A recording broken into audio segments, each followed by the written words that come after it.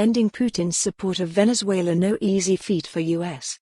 Moscow, AP. In October 2016, the head of Russia's largest oil company traveled to the birthplace of Hugo Chávez, in the empty, sweltering plains of Venezuela, to unveil a giant bronze statue of the late socialist leader that he and his longtime friend, Russian President Vladimir Putin, commissioned from a prominent Russian artist. It was a turning point in the relationship between Russia and Venezuela, and Rosneft CEO Igor Sechin brought with him a 600-year-old choir from a Moscow monastery to celebrate. Speaking to throngs of red-shirted government supporters in fluent Spanish gleaned from his days as a Soviet military translator in Africa, Sechin praised Chávez as a leader of multi-polarity and a symbol of an entire era. "We have no choice between victory or death," said Sechin, quoting a Venezuelan independence hero to describe the deepening ties between the two U.S. adversaries. "We must achieve victory." Now the Trump administration wants to break up that blossoming alliance as part of its campaign to oust Chávez's successor, Nicolás Maduro. On Tuesday, the Treasury Department blocked U.S. companies from doing business with Rosneft Trading SA, accusing the Geneva subsidiary of the Russian state-owned oil giant of providing a critical lifeline to Maduro as he seeks to bypass U.S. sanctions.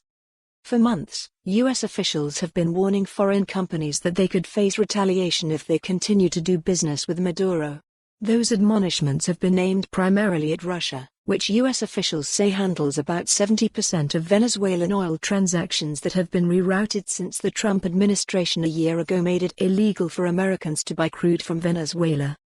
Francisco Monaldi, a Venezuelan oil expert at Rice University in Houston, said the latest actions should send a chill through companies in Spain, China and elsewhere that continue to partner with state-run oil monopoly PDVSA.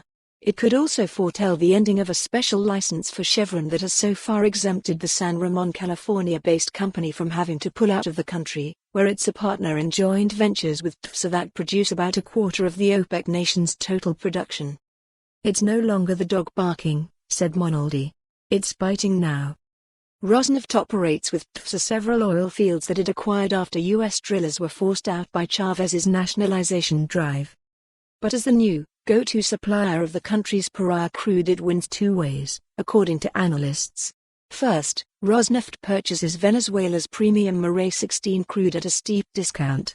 It then uses the proceeds from its sale to pay down $6.5 billion lent to PDVSA since 2014 for the purchase of Russian-made weaponry and other goods.